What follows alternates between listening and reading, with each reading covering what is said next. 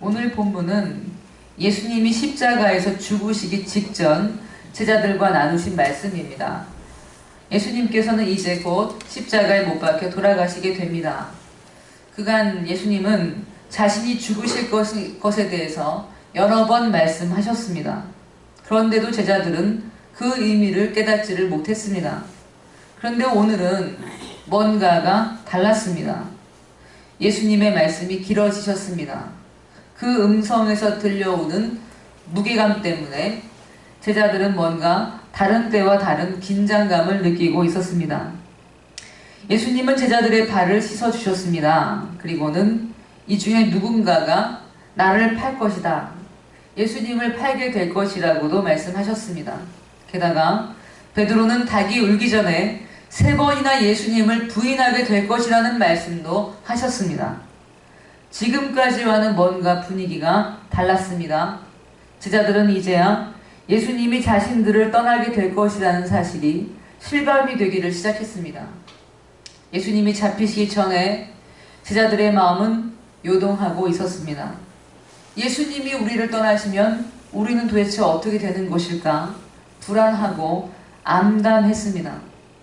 예수님은 제자들의 마음을 아셨습니다. 그래서 이렇게 말씀하셨습니다.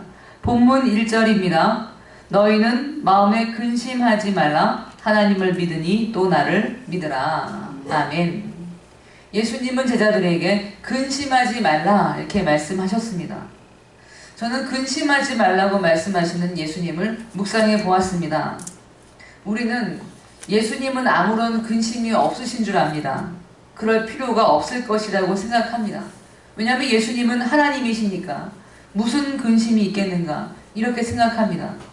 예수님에게는 모든 고통과 상처가 아무것도 아닐 것이라고 생각이 됩니다.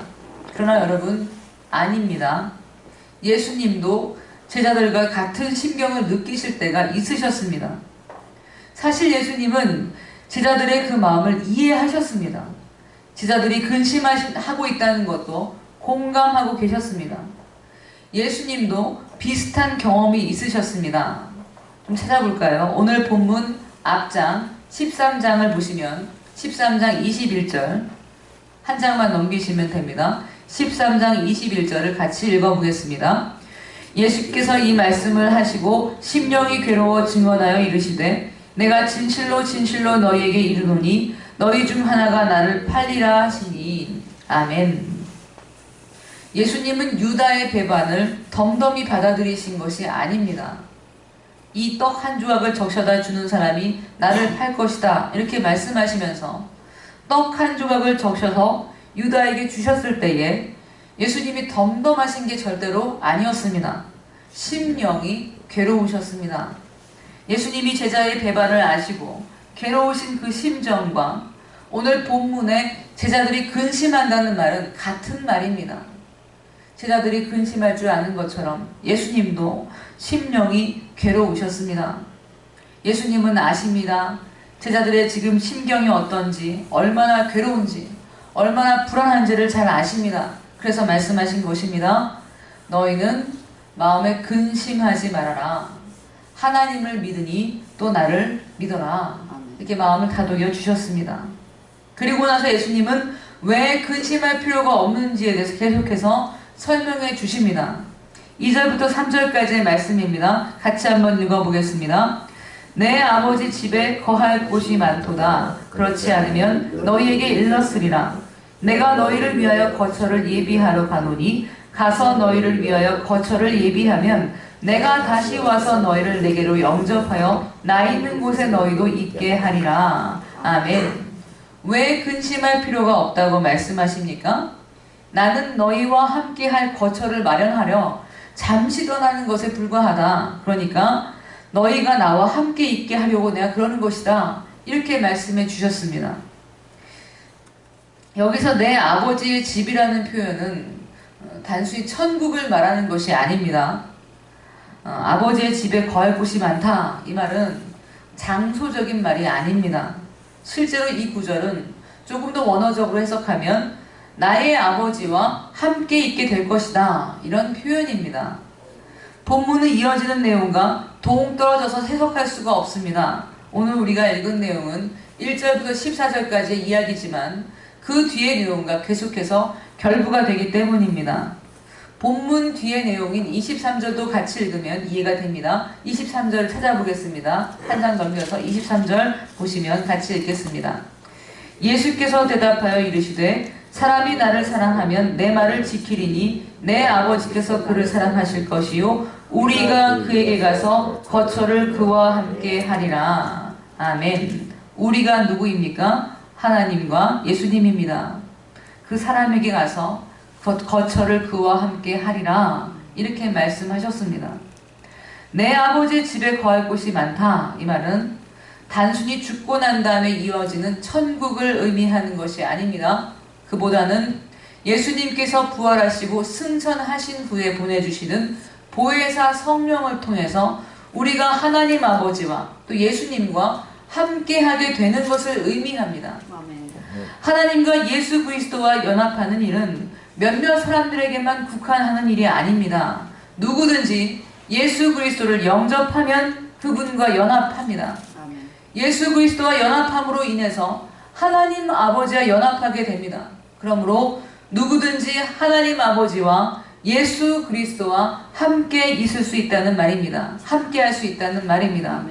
누구든지 그렇습니다. 그렇기 때문에 내 아버지 집에 거할 곳이 많도다. 이렇게 말씀하신 것입니다. 나 있는 곳에 너희를 데려간다 라는 말은 문자 그대로 해석하면 나 자신에게로 너희를 데려간다 이런 말입니다. 예수님께로 너희를 인도하겠다 이런 말씀이십니다. 예수님이 지금은 잠시 너희와 떨어져 있겠지만 염려할 필요가 없다는 것입니다. 왜냐하면 너희를 내게로 인도할 것이기 때문이다. 내가 곧 너희와 연합하게 될 것이기 때문이다. 그리고 나를 통해서 너희는 하나님 아버지와 연합하게 될 것이다. 그러니 근심하지 말아라. 나를 믿어라. 이렇게 말씀해 주신 것입니다. 아멘. 그래서 4절에서 이렇게 말씀하셨습니다. 4절 같이 읽겠습니다. 내가 어디로 가는지 그 길을 너희가 아느니라. 아멘. 무슨 말입니까? 예수님이 앞으로 하시는 일이 어떤 의미인지 너희는 이미 안다. 이런 말입니다. 내가 하는 일이 어떤 의미인지 이미 너희는 알고 있다. 내가 그동안 표적을 통해서 보여주었다. 말씀을 통해서 알려주었다. 내가 지금 하나님의 일을 하고 있다는 것을 너희가 알고 있다. 내가 하나님과 연합하고 있음을 이미 여러 차례 보여주었다. 그러니까 너희는 이미 안다. 나는 너희를 내가 하나님과 함께 하듯이 너희도 하나님과 함께하는 그 길로 인도할 것이다. 이렇게 말씀해 주신 것입니다. 아멘. 그러나 아직 제자들은 예수님의 말뜻이 무슨 뜻인지를 이해를 전혀 못했습니다. 그래서 도마는 이렇게 물었습니다. 5절입니다. 도마가 이르되 주여 주께서 어디로 가시는지 우리가 알지 못하거늘 그 길을 어찌 알겠사옵나이까. 아멘. 예수님은 이렇게 말씀하셨습니다. 6절 같이 읽겠습니다. 예수께서 이르시되 내가 곧 길이요 진리요 생명이니 나로 말미암지 않고는 아버지께로 올 자가 없느니라. 아멘. 예수님은 뭐라고 말씀하셨습니까? 내가 곧 길이다. 어떤 길이냐면 진리의 길이고 생명의 길이다. 이렇게 말씀해 주셨습니다. 예수님은 진리의 길이십니다. 왜 진리의 길이실까요? 예수님이 하나님을 계시하시기 때문에 길입니다. 예수님이 하나님을 보여주시기 때문에 길입니다. 예수님과 만나는 것은 하나님을 만나는 것입니다. 사람이 어떻게 하나님과 연합합니까? 예수님과 연합함으로 하나님과 연합합니다. 그래서 예수님은 길이라는 말씀입니다. 진리의 길이십니다. 아멘.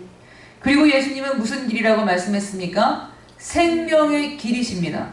이 길의 목적지는 하나님과 함께하는 생명입니다. 예수님이 하나님 안에 거하시고 하나님 아버지께서 예수님 안에 거하시기 때문에 예수님은 하나님 아버지의 생명을 사람들에게 전해주시는 통로가 되신다는 말씀입니다. 사람은 예수님과 연합함으로 인해서 하나님 아버지의 생명을 선물로 받습니다. 나사로가 다시 살아난 것은 예수님이 생명이신 것을 보여주는 표적이었습니다. 예수님은 부활이요 생명이셨습니다. 그래서 예수님은 생명의 길이라는 말씀입니다. 사랑하는 여러분, 예수님은 길이요 진리요 생명이십니다. 아멘. 정확하게 말씀드리면 예수님은 진리의 길이요 생명의 길이십니다. 아멘. 헬라 원문을 보면 길, 진리, 생명 이 세 단어마다 관사가 붙어 있습니다. 강조가 되어 있습니다. 그 뜻은 무슨 뜻이냐면 예수님만이 유일한 길이라는 말입니다. 아멘. 방금 읽은 6절을 제가 다시 한번 읽어보겠습니다. 예수께서 이르시되 내가 곧 길이요 진리요 생명이니 나로 말미암지 않고는 아버지께로 올 자가 없느니라. 아멘. 아멘. 예수님과 연합하는 것만이 하나님께로 가는 유일한 길이라는 사실을 예수님은 명확하게 밝혀주신 것입니다. 예수님은 이어서 이렇게 말씀하셨습니다. 7절입니다. 같이 읽겠습니다. 너희가 나를 알았더라면 내 아버지도 알았으리로다. 이제부터는 너희가 그를 알았고 또 보았느니라. 아멘. 사랑하는 여러분, 예수님은 길이요 진리요 생명이십니다. 아멘. 믿으십니까? 아멘. 예수님만이 유일한 길이십니다. 아멘. 예수님이 아니면 그 누구도 하나님과 연합할 수가 없습니다. 예수님만이 유일한 길입니다. 아멘. 우리가 어떻게 하나님의 자녀가 됩니까? 예수님과 연합함으로 가능한 것입니다. 예수님을 믿기 때문에 하나님 아버지와 연합할 수가 있습니다. 우리가 예수 그리스도를 통해서 하나님 아버지와 지금 온전히 연합되어 있다는 사실을 꼭 기억하시기를 바랍니다. 아멘. 사람들은 우리 스스로가 예수님을 통해서 하나님과 연합되어 있다는 사실을 받아들이지를 못합니다. 뭔가 이렇게 느껴지거나 가시적으로 보여져야만 믿으려고 하기 때문입니다. 어떤 분들은 환상을 보거나 몸이 뜨거워지거나 기도 중에 신령한 체험을 하거나 해야만 하나님이 내게 임했다고 생각합니다. 그런 체험이 없으면 오늘의 기도는 깊이가 없다고 생각합니다. 실제로 느껴지거나 보이거나 하지 않으면 하나님이 너무나 멀게만 느껴집니다. 그래서 기도가 부족한 줄 알고 스스로 자책합니다. 또 어떤 분들은 반대입니다. 너무 냉랭합니다. 신령한 체험을 사모하지도 않지만 열정도 없습니다. 하나님이 너무 멉니다. 사모함도 없고 하나님께 가까이 가고자 하는 마음도 없습니다. 그저 하나님의 일은 내일과는 다른 차원의 문제로 느낍니다. 이 두 경우 다 오해하고 있는 것입니다.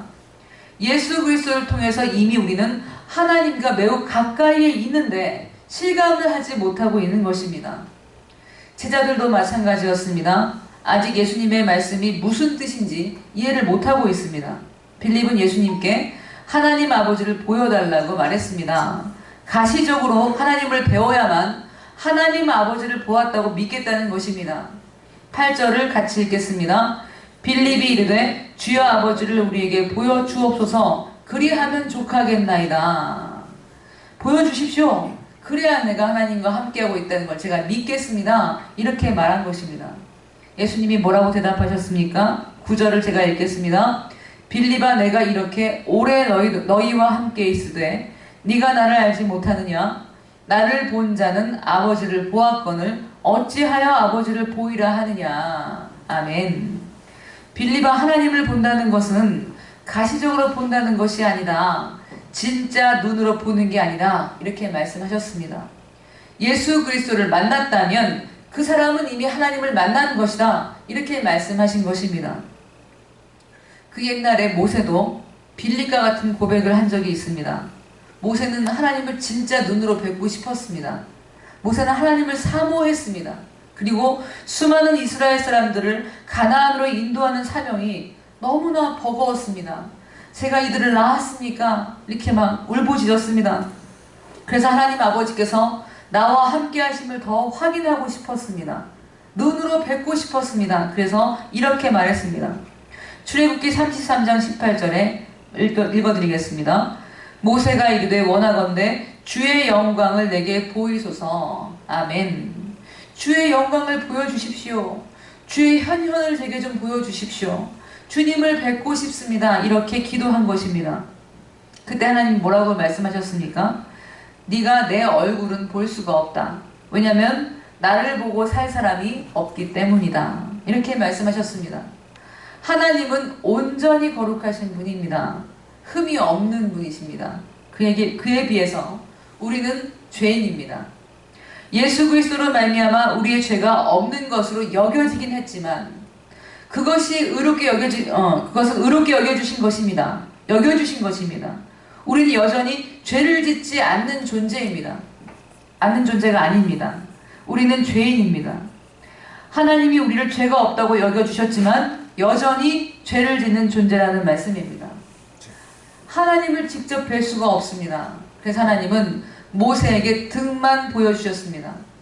하나님의 얼굴을 뵙고는 살 사람이 없다는 것입니다. 지금 우리는 완전히 영화되지 못했습니다. 그리스도께서 다시 오실 때 우린 영광스러운 모습으로 변할 것입니다. 아멘. 그때는 하나님과 얼굴을 마주대고 대면할 수 있습니다. 그때는 더 온전히 압니다. 그러나 지금은 그렇지 못합니다. 고린도전서 13장 12절에 이렇게 말씀합니다.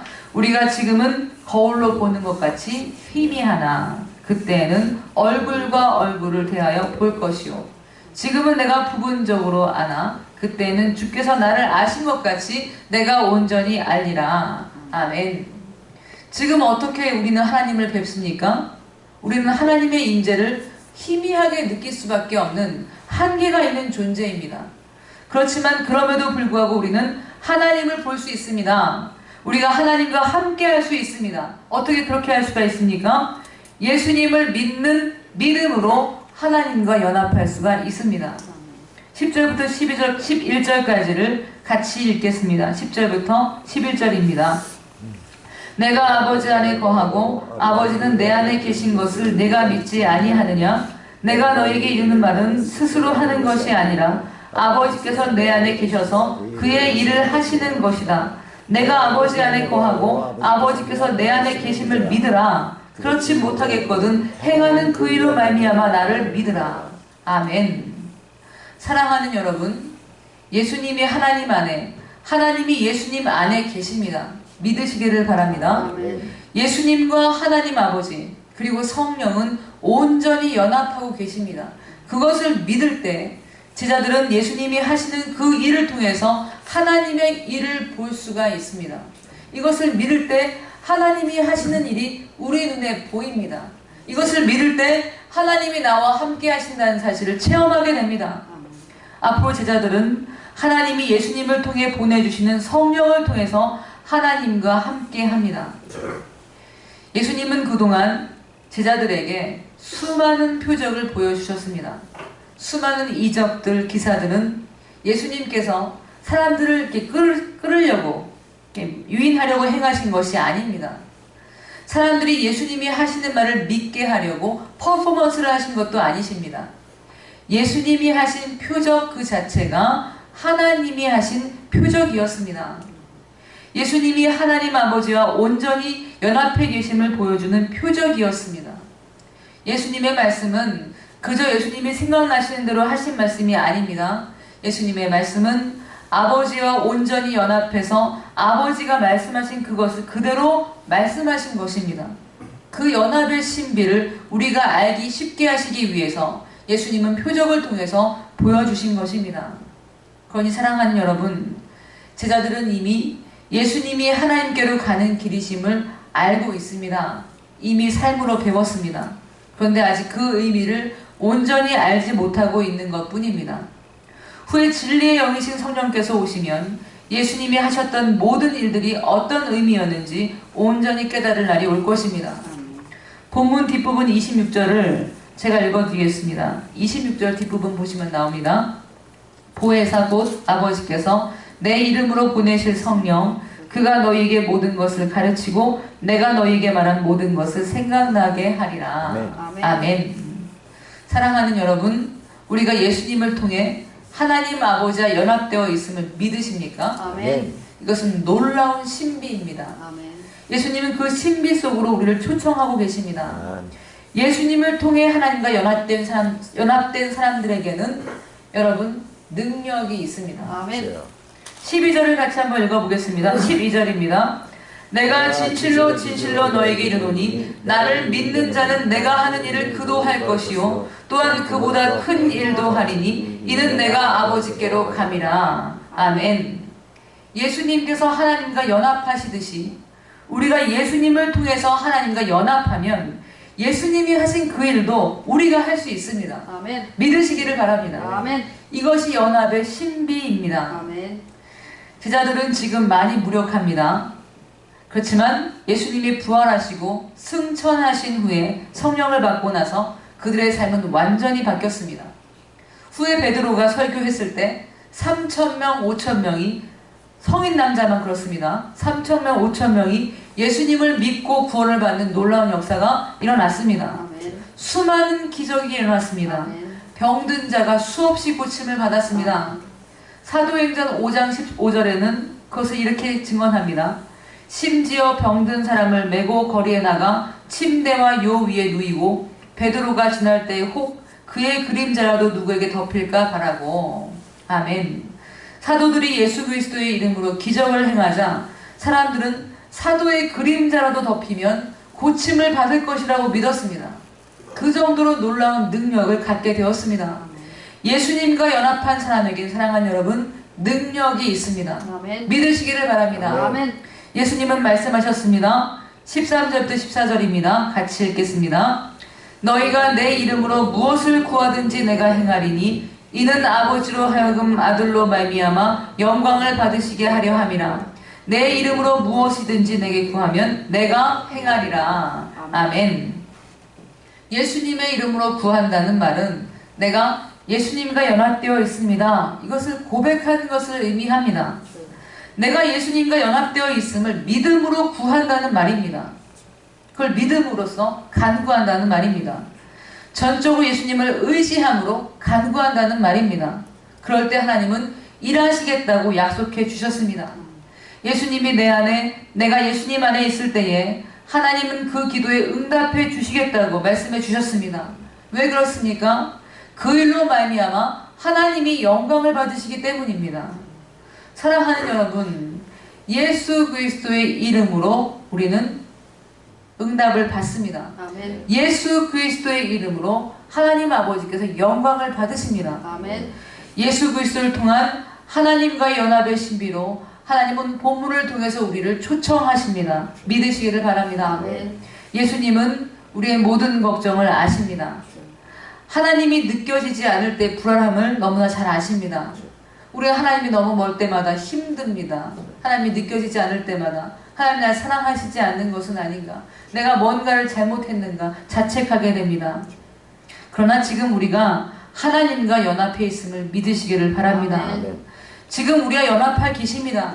성령을 통해서 우리는 예수님과 연합되어 있고 하나님 아버지와 연합되어 있음을 믿으시기를 바랍니다. 아멘. 오직 예수님만이 길이요 진리요 생명이십니다. 아멘. 예수님이 아니면 우리는 아무것도 아닙니다.